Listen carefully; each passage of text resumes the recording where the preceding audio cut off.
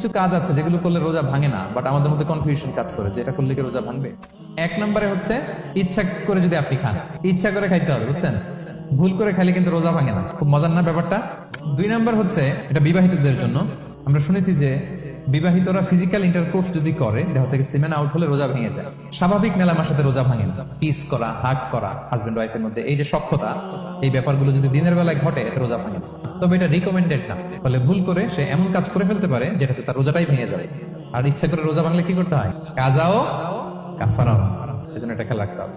তিন নাম্বার, এটাকে আরবিতে বলে আল ইহতিলাম, ওয়েট ড্রিম, বাংলায় বলে স্বপ্ন দোষ। ঘুমের মধ্যে এমন কিছু দেখলেন ফলে আপনার সিমেন আউট হলো, আপনার রোজা ভাঙবে না। শুধু আপনি ঘুম থেকে উঠে ফরজ গোসলটা করে নিলেই হবে। চার নাম্বার হচ্ছে ব্লাড টেস্ট। ব্লাড টেস্ট করা যাবে, 1-2 সিরিঞ্জ ব্লাড নিলে ভাঙে না। তবে যদি অনেক বেশি অ্যামাউন্টের ব্লাড নেয়, এতে যদি আপনি ক্লান্ত হয়ে পড়েন, সেক্ষেত্রে আপনি রোজা ভাঙতে পারবেন পরে কাজা করলে। 5 নাম্বার হচ্ছে ইচ্ছাকৃত বমি করলে রোজা ভাঙে, কিন্তু অনিচ্ছাকৃত যদি বমি চলে আসছে, ভমিটিং হচ্ছে, আমার রোজা ভাঙবে না। 6 নম্বরে নোজ ব্লিডিং, নাক দিয়ে অনেকে রক্ত পড়ে না, নাক দিয়ে রক্ত ঝরলে মানুষের রোজা ভাঙে, আনলেস যদি অনেক বেশি অ্যামাউন্টের হয়, আপনি ক্লান্ত হয়ে পড়েন, তখন আপনি রোজা ভাঙতে পারবেন। 7 নাম্বার, রোজা রেখে দাঁত ফেলতে পারবো কিনা, খুব বেশি যাতে রক্ত বের না হয় সেটা আপনি খেয়াল রাখবেন। দাঁত ফেললে যে রক্ত বেরোয় এতে রোজা ভাঙে না। 8 নাম্বারটা হচ্ছে ইনজেকশন। রোজা রেখে ইনজেকশন দেওয়া যাবে কিনা? কিছু কিছু ইনজেকশন দেওয়া যাবে, কিছু কিছু দেওয়া যাবে না। এনার্জেটিক ইনজেকশন দেওয়া যাবে না। যে ইনজেকশনে ফুড সাপ্লিমেন্টারি আছে, যেটার মধ্যে নিউট্রিশন ভ্যালু আছে, এই ইনজেকশন গুলো দেওয়া যাবে না।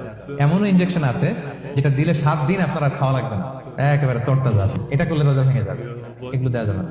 কিন্তু পেইন কিলার যে ইনজেকশন গুলো আছে এটা দিতে পারবেন, অ্যান্টিবায়োটিক ইনজেকশন দিতে পারবেন, অ্যানেস্থেটিক ইনজেকশন দিতে পারবেন, এই জাতীয় মেডিকেশন ইনজেকশন গুলো দিতে পারবেন।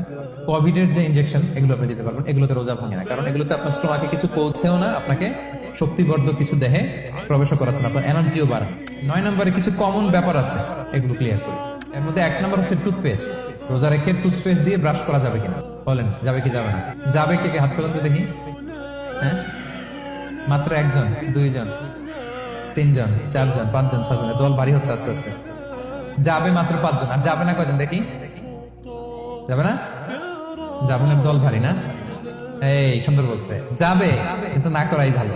যদি খুব স্ট্রং টুথপেস্ট হয়, এগুলো ব্যবহার না করা ভালো। দিনের বেলায় মেসওয়াক করা ভালো। 10 নম্বর, খুব মজার একটা পয়েন্ট, খাবারের যদি লবণ চেক করা হয় এতে রোজা ভাঙে না।